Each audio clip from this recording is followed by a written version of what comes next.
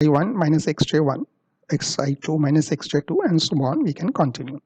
So where all these points you can see xi1, xi2, xp, the second part j, which is having the second cluster. So this is the first cluster in the second cluster. So points in first cluster, points in second cluster are two p-dimensional data objects, and q is positive integer. So if q is 1, d is Manhattan distance. So this is how it is calculated. Similarly, we can have the second part where if q is equals to 2, then d is Euclidean distance. So if you see, the formula remains same, but here since we are squaring the points between two clusters, so we need to also do the square root of it. So these are the properties. So dij is greater than equal to 0, and dii is equals to 0. Dij is equals to dji. So these are characteristics which should be there. Then it will be Euclidean distance. And dij is less than equals to dik. So if we consider the third point, and from there we try to evaluate I and j, we can see the k is the third point. So if we see the distance between first and third plus distance between third and second, so these 2 points, their distance should always be greater than the distance between I and j. So also we can use weighted distance parametric Pearson product moment correlation, or there are other measures also. Binary variables. So you can also take binary variables. So here in this case, we have taken contingency table for binary data. So this is object 1, this is object 2, 1, 0 on both the sides. And we have certain variable points, A, B, C, D, 4 points we have taken. This is a summation taken horizontally, A plus B, C plus D correspondingly. On the column side, we have taken the sum as A plus C. You can see here, this and this point. Similarly, B and D, this and this point we have taken. And the overall summation comes to P. So the distance between, distance measure for symmetric binary variables is Tij, same Jaccard, B plus C divided by A plus B plus C plus D divided by A plus B plus C. So distance measured between asymmetric binary variables. So this is just the opposite of it. So Dij equals to, you will get B plus C divided by A plus B plus C. So this is the Jaccard coefficient, which is a similarity measure for asymmetric binary variables. And we can also have some dissimilarity between other variables. We can see we have taken one particular Excel sheet point, and we have found that there are different variables like name, gender, fever, cough, test 1, test 2, test 3, test 4. And we have 3 names, Jack, Mary, and Jim. So these are the corresponding values which are provided. So gender is symmetric attribute, we know this. The remaining attributes are asymmetric binary. So others will be asymmetric binary, either 0 or 1 or yes or no. You can see 2 possible cases are there. Nominal variables. So a generalization of the binary variable in that it can take more than 2 states. So here we have more than 2 states. Binary used to have 0 and 1, or maybe yes or no. So there were 2 options. Here we have more than 2 options. So these are nominal variables. We have like red, yellow, blue, green. So there is a method which is used, which is known as simple matching. So where we try to find the distance between I and j, which is equals to p minus m by p. So in this case, m is hash of all matches and p is total hash of variables. This is the first method. And second method, we use a large number of binary variables. So more binary variables can be included here. So what we can do, we can create a new binary variable for each of the m nominal states. Next is ordinal variables. So an ordinal variable can be a discrete or continuous. This is what we know in general. And then here in ordinal variables, one thing is very important, that the order part or the rank part, 1, 2, 3, 4, 5, 6, 7. So that should be considered in case of ordinal variables. So it can be treated like interval scale. We can see we have taken certain points which belong from 1 to m. Okay, so this is rank order. So we can replace XIF by their rank. So the general variables, we can replace it by, let's suppose, A, B, C, D, E. So we have replaced it by 1, 2, 3, 4, 5, 6. the map the range of each variable onto 0 1 by replacing ith object in the fifth variable. So what we have done, now we can replace it by 0 1 depending on whether that object is possibly the next object in continuous form. So if 2 is, we have to continuously check 1 2 3 4 5 6. So like the second object should really be in that place or not. So if it is, then it will be considered as 1. If it is not, it will be considered as 0. So we have to keep on checking this. So we have to compute the dissimilarity matrix using the methods for interval scale variables. Ratio scale variables, as it is evident, so it is a positive measurement on a nonlinear scale, approximately at an exponential scale, where we have points like a bt or a minus bt. So both plus and negative reciprocality is there. So methods we can use, like we can treat them like interval scale variables, which is not a good choice because the scale can be distorted. So sometimes in certain patterns you will see the same kind of pattern is not applicable. So maybe many times it will not give right results. Apply algorithmic transformation, logarithmic transformation. So you can use the log of it also in the form of yf equals to log of xif. So yf is the log of xif. So you can treat them as continuous ordinal data, and you can treat their rank as interval scale. So there can be variables of mixed type, as we have seen. So a database in general, you will see in real-time application, a database may contain all 6 type of variables, like we have seen: symmetric, binary, asymmetric binary, nominal, ordinal, interval, and ratio. We may use a weighted formula also to combine the effects. So which one is more important, which should be given more magnitude. So you can see we have tried to find the distance between I and jth point by considering sigma of pf. So we have considered the distance between ij point, so I and j. So this is the formula which is being used: sigma pf equals to sigma ijf dijf. So this is for the first one, and then we can divide it by the sigma of pf of summation of f from I to j. Now in this we have f, which is binary or nominal. We have already seen this, and it can have the dij point can be 0, distance is 0, and xif equals to jf, it can be there, or dij or the frequency equals to 1.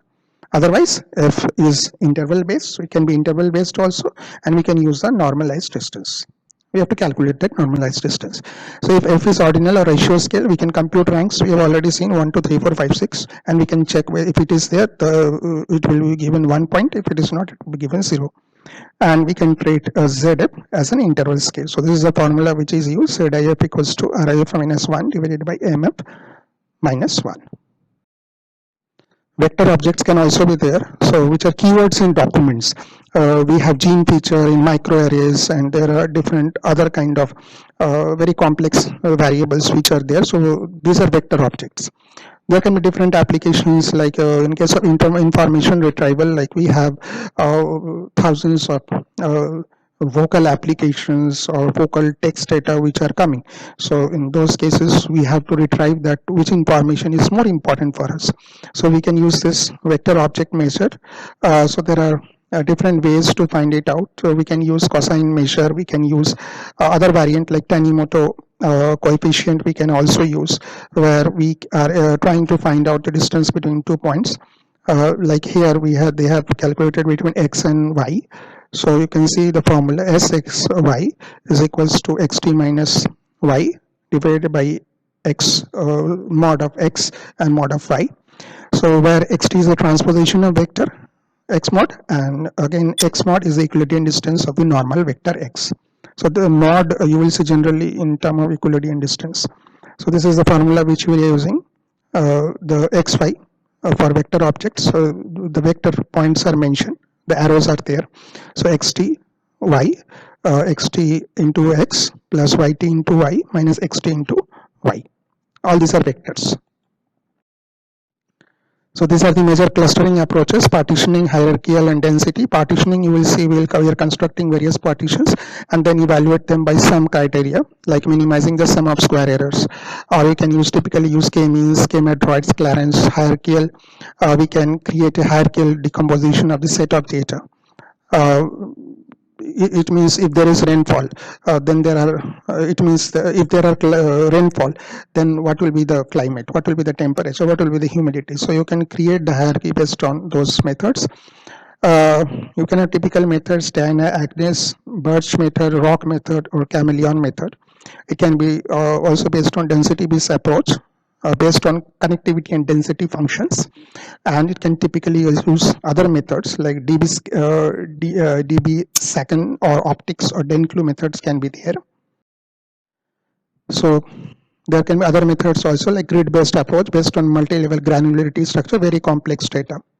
It can use other methods like string, wave, cluster, click. Model-based method can also be there, so which is hypothesize for each of the clusters, and it tries to find which is the best fit. It means there are different models which are there, and we presume that after using different models, which model is more suited for which application. So that is model based. We can use EM, SOM, or COBWEB methods. Frequent pattern method, so we can use it on the basis of analysis of frequent patterns. Typical methods can be p-cluster. So you can also use other user guided or constraint based methods. So clustering by considering user specified or application specific constraints can be there. So it can typical methods which are there are COD, obstacle based, or constraint clustering can be there. So there are other methods which are also used, which are using the all different alternatives. So first you have to calculate the distance between cluster. That is also very important. So you can use single link, complete link, average, centroid, medoid points. So single link, smallest distance between an element in one cluster, an element in another cluster, like A and B, or maybe I and J. Generally we consider I and J. So you can see the formula is mentioned here. Distance between Ki and Kj, that is the minimum one, okay, for I and J respectively. Complete link, it is the largest distance between an element in one cluster and an element in other cluster. So you can similarly calculate the distance. Here we are taking the max of those 2 points. Average, it is the average distance between an element in one cluster and another element in another cluster. So here we have taken the average. So you can see in different cases we have taken the different consideration. First was the minimum part, second was the maximum part, third was the average part, and centroid also you can take the center point between an element in one cluster and element in another. So these are the central points. Then we have to calculate the distance. So these are the centroid points. So here you can find the distance between 2 points. Medoid, it is a distance between medoids of 2 clusters, the middle point between those 2 clusters. So here also we have taken the distance between Mi and Mj respectively. Centroid, radius and diameter of a cluster. So you can see centroid is what? The middle of the cluster, which is measured in the form of Cm, sigma I equals to 1 to n for TIP divided by n. You can also use the radius part, which is the square root of average distance from any one point of the cluster to its centroid. So you can use the RM formula, which is root over square of sigma TIP minus CIM divided by n. Diameter can also be considered, which is a square root of average mean squared distance between all paired points in the cluster. So you can see we have calculated the formula for DM, which is typically the square root of TIP minus TIQ square. We have considered it and divided it by n into n minus 1. Partitioning algorithm can also be there, which includes basically how we can construct a partition of a database, maybe for n objects into a set of clusters P. So let's suppose we have 1000 objects and we want to divide it into 10 elements in each cluster. So we have 100 clusters. Okay, so we can also use that particular formula. Given a k, we can find a partition of k clusters that optimizes the choosing partition. or partitioning criteria which can be there. Global optimal method can be there, heuristics methods can be there, which is very popular. I think many of you might be knowing k-means and k-metoids. K-means where each cluster is represented by center of the clusters, and k-metoids which is a PAM method, or the partition around metoids, which was found by Kaufman and Rocio. So here it is, you will see each cluster is represented by one of the objects of the cluster. So that is enough. So the general k-means clustering, as I mentioned, it is partitioning object into k non-empty sets, compute seed points at the centroids of the cluster, which is also known as the mean point of the cluster. So assign each object to the cluster with the nearest seed point. Then you have to again go back to this step 2, and you continue this till no more new assignments are there. So this is how it is done. You can see the example. In the first case, we have assigned each objects to most similar center. Then we have updated the cluster means. So this is the second part. So when you have updated, you can see we have divided it into 2 clusters. Here also we are dividing it into 2 clusters, but again we are reassigning each objects.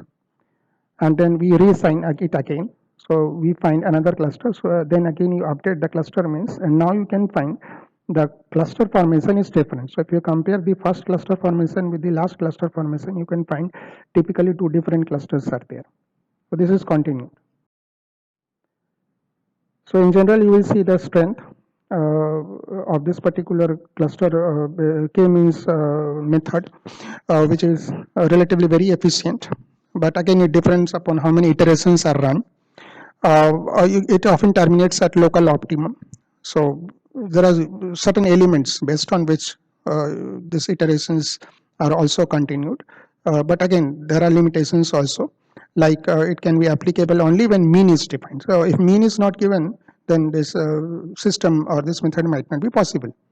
So we also need to specify k, the number of clusters, in advance. You can also be unable to handle noisy data. As I was mentioning, outliers can be there, and it is not suitable to discover clusters with non-convex shapes. So there can be different variations of the k-means method. Generally, some of the variations can be of the selection of the initial k-means, dissimilarity calculation, strategies to calculate cluster means.